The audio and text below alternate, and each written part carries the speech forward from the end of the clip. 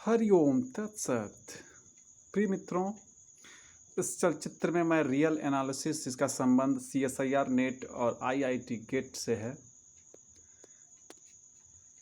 वर्णन करूंगा। कैसे हम किस तरह की किताब को पढ़ें कि ज़्यादा से ज़्यादा मार्क्स आ सके।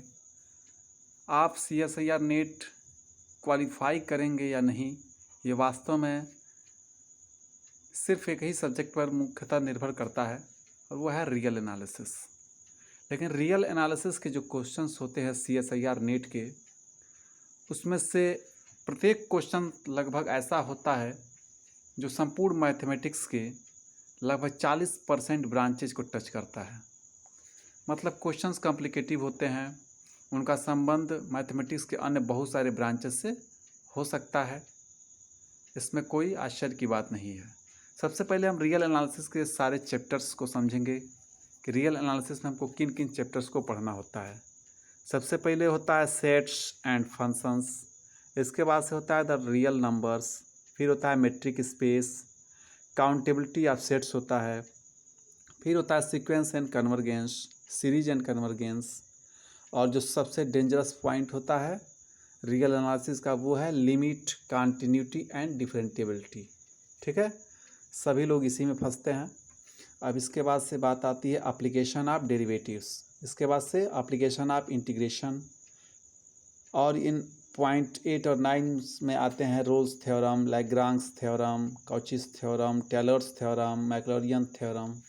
इसके बाद से जब हम आगे बढ़ते हैं तो आता है चैप्टर्स रीमैन एंड स्टीलजेज इंटीग्रेशन, फिर आता है uniform convergence of sequence and series, इसके बाद से इम्प्रॉपर इंटीग्रल्स, इसके बाद से power series, double series sequence, फिर आता है Laplace transform and Fourier transform, उसके बाद आता है बीटा एंड गामा फंक्शंस, फिर होता है डिफ्रेंशिएशन अंडर इंटीग्रल साइन, इसके बाद से होता है इम्प्लिसिट फंक्शंस, फिर integration on R square and R cube, उसके बाद से होता है लीवेज, मेजर एंड इंटीग्रेशन।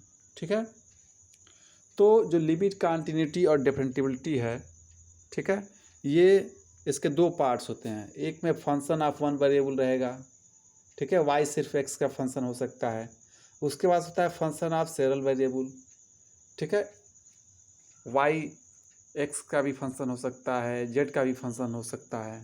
ठीक है, तो ये टोटल्स पॉइंट्स हैं जो हमको रियल एनालिसिस में पढ़ने होते हैं। ठीक है, अब इन पॉइंट्स के क्लियर करने के लिए हमारे पास बहुत सारी किताबें हैं, लेकिन उन किताबों में से कम किताबों का नाम मैं रखूँगा ताकि हमारे पास जो उपलब्ध समय है उसके हिसाब से हम पढ़ सकें और फालतू किताब न हो जो हमारे समय और पैसे और ऊर्जा को नष्ट करें। हम अच्छी किताबों को बताने के साथ ही हम उन किताबों का वर्णन करेंगे जिन्होंने हमारा समय नष्ट किया, हमारे भीतर की ऊर्जा उत्साह को नष्ट किया। ठीक है, उन किताबों का हम वर्णन बाद में करेंगे। हम यहाँ पर केवल उन्हीं किताबों का वर्णन करने जा रहे हैं जो हमें अच्छी लगी।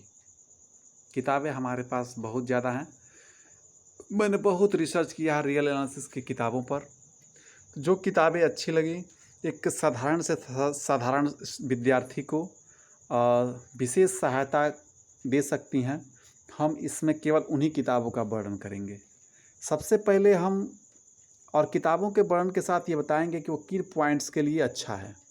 ठीक है, ये सबसे पहले किताब है रियल एनालिसिस की, और एक और किताब है मैथमेटिकल एनालिसिस, आथर सेम है शांति नारायण, लेकिन रियल एनालिसिस में एक और आथर जुड़ते हैं MD राय सिंघानिया।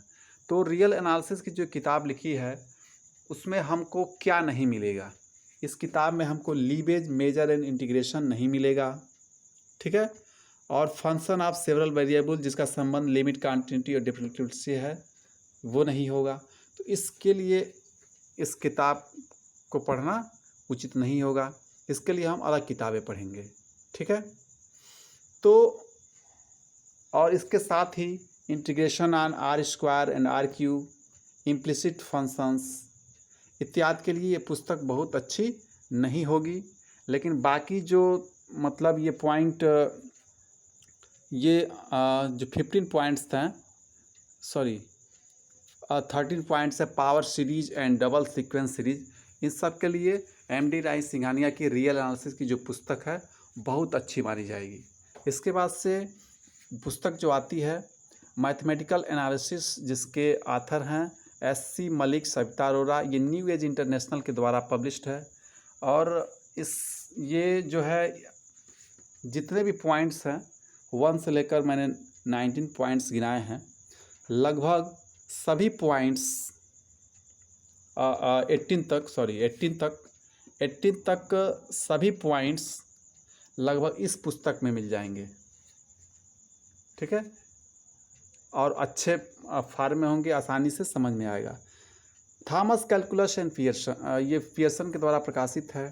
थॉमस कैलकुलस की जो विशेषता है वो ये है कि पुस्तक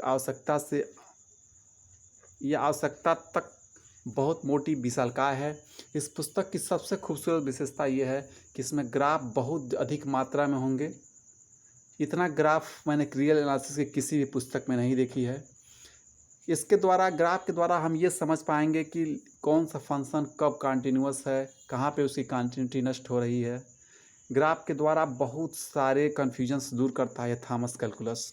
थॉमस कैलकुलस एक ऐसी पुस्तक है जो BSc या BTech कर रहे हों, MSc या MTech कर रहे हों, या PhD कर रहे हों या कर चुके हों, प्रोफेसर्स हों, टीचर्स हों, स्टूडेंट्स हों, सब के लिए थॉमस कैलकुलस की पुस्तक बहुत अच्छी होगी।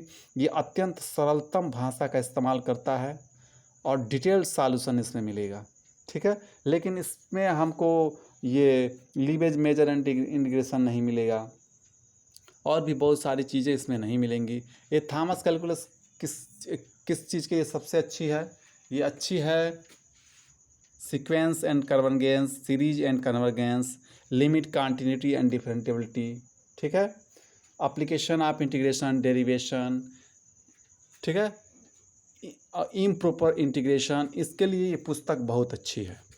और शांति नारायण जी की पुस्तक जो है ये मैथमेटिकल एनालिसिस करके है, ये इम्प्रॉपर इंटीग्रेशन के लिए बहुत अच्छी है, आसानी से समझ में आएगी। इसके बाद बात आती है graph theory, Amit M Agarwal की। ये अरिहंत प्रकाशन द्वारा प्रकाशित है। इसमें बहुत सारे जो मैथमेटिकल फंक्शंस हैं उनसे रिलेटेड ग्राफ्स कैसे बनेंगे, जिसके द्वारा हम ये पता लगा पाएंगे कि कोई फंक्शन किस पॉइंट पर डिसकंटिन्यूअस है, किस पॉइंट पर कंटिन्यूअस है। इसके द्वारा हम आसानी से समझ पाएंगे। जब तक हम ग्राफ थ्योरी नहीं समझेंगे, ग्राफ को नहीं समझ पाएंगे, ग्राफ नहीं निकाल पाएंगे किसी फंक्शंस का, हमको पता ही नहीं चलेगा कि वो फंक्शन कंटिन्यूअस है कि नहीं है, किस पॉइंट पर डिसकंटिन्यूअस है। तो ग्राफ थ्योरी के लिए थॉमस कैलकुलस सर्वश्रेष्ठ है, लेकिन ये बहुत महंगी है। और ये ग्राफ थ्योरी की जो पुस्तक है अमित M अग्रवाल की, वो बहुत पतली है और सस्ती भी है। यदि हमको लीवेज मेजर एंड इंटीग्रेशन समझना है तो उसके लिए जिन पुस्तकों को मैंने पढ़ा है MSc में स्पेशली, वो है जनरल, एक पुस्तक है जनरल मेजर एंड इंटीग्रेशन, दूसरा है Lebesgue measure and integration. Author same है PK जैन और पब्लिशर है न्यू एज इंटरनेशनल। ठीक है, वैसे ये पुस्तक काफ़ी महंगी रही है, लेकिन इसके printing quality, binding quality, paper quality बहुत ही हाईएस्ट है और अत्यंत सरल भाषा में इन्होंने समझाया है। अब एक और पुस्तक आती है वाल्टर रूडिन की, बहुत ही फेमस पुस्तक है, ये वर्ल्ड लेवल पे चलती है। पुस्तक बहुत पतली है, सामान्यतः महंगी मिलती है, लेकिन इस पुस्तक को आप तभी समझेंगे जब आप लगभग रियल एनालिसिस सब कुछ समझ चुके हों। ठीक है, ये सामान्य छात्र के लिए ये पुस्तक काम नहीं आएगी, ये कोई विशेष सहायता नहीं दे पाएगी। ये हमारी सहायता तब करेगी जब हम अंतिम चरण में पहुंच चुके होंगे रियल एनालिसिस की। इसके बाद आती है HL रॉयडन। HL रॉयडन की जो पुस्तक है रियल एनालिसिस की, इसमें लीवेज मेजर और इंटीग्रेशन बहुत अच्छी तरह से समझाया है। फिलहाल अन्य और अलग पॉइंट्स के लिए अच्छे हैं, लेकिन ये शुरुआती चरण में जो छात्र होते हैं उनके लिए ये पुस्तक बहुत अच्छी नहीं होगी। ठीक है, अब इन सारी पुस्तकों के बाद से हम एक ऐसे ऑथर का नाम लेना चाहेंगे जिनको रियल एनालिसिस के लिए ही पूरे भारत में जाना जाता है। रियल एनालिसिस में इनको महारत हासिल है और ये इस ऑथर का नाम है K समबिया। ठीक है, इन्होंने रियल एनालिसिस से रिलेटेड बहुत सारी पुस्तकें लिखी हैं उन्होंने रियल एनालिसिस सीरीज की 4 अलग अलग किताबें लिखी हैं। प्रत्येक का जो प्राइस है लगभग 1000 या 1400 के बीच में है। रियल एनालिसिस के 4 पार्ट है, 1 2 3 4, ठीक है। इसमें जो इस तरह के पॉइंट्स होते हैं, जैसे लिमिट कंटिन्यूटी अगर शो करना हो, या कन्वर्जेंस सीक्वेंस या सीरीज शो करना हो, जहाँ भी लिमिट करके आता है वहाँ के लिए जब इस तरह के पॉइंट्स आए, आप silent greater than 0, delta greater than 0 और लिमिट निकालना हो, तो उस संदर्भ में सबसे डिटेल्ड सॉल्यूशन इन्हीं की पुस्तक में मिलेगा, रियल एनालिसिस, ठीक है। रियल एनालिसिस से संबंधित उन्होंने और भी बहुत सारी किताबें लिखी हैं, जैसे line, double and triple integral, ठीक है। इसके बाद से details study on limits and continuity, इसके बाद कैलकुलेशन ऑफ वेरिएशन। ये सारी किताबें रियल एनालिसिस से ही जुड़ी हुई हैं। और चूँकि इनकी किताबें बहुत ज़्यादा महंगी भी हैं, लेकिन अगर आप संपूर्ण नॉलेज चाहते हैं रियल एनालिसिस की बहुत हायर लेवल पे, ठीक है, हाई फाई प्रोफेसर बनना चाहते हैं, तो इनकी किताब आप पढ़ सकते हैं, के संबिया की।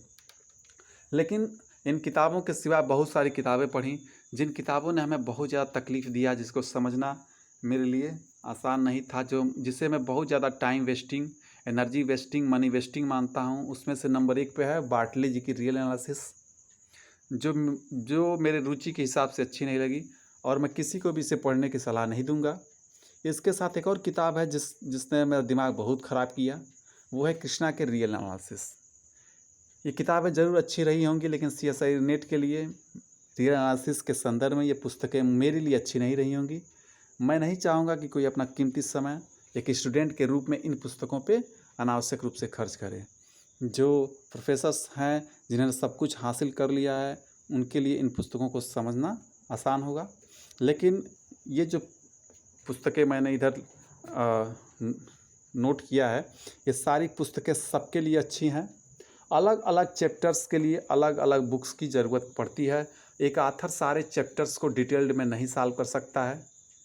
हर आथर हर पॉइंट्स पे एक समान महारत हासिल किया, ये कभी पॉसिबल नहीं है, ठीक है। ये जो पुस्तक है रियल एनालिसिस की, शांति नारायण जी की, ये किन किन पॉइंट्स पे महारत हासिल है, ये 1 sets, real number, metric space, countability of set, sequence and convergence, series and convergence, limit, continuity and differentiability, application of derivative, ठीक है। और ये इसके बाद से आता है Riemann and Stieltjes integration, uniform convergence sequence.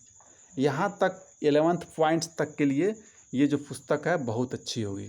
लेकिन जब डबल सीक्वेंस और डबल लिमिट आएगा, तो हमारे लिए ये मैथमेटिकल एनालिसिस SC मलिक और सविता अरोड़ा की सबसे अच्छी पुस्तक मानी जाएगी डबल लिमिट्स को लेकर। लेकिन डबल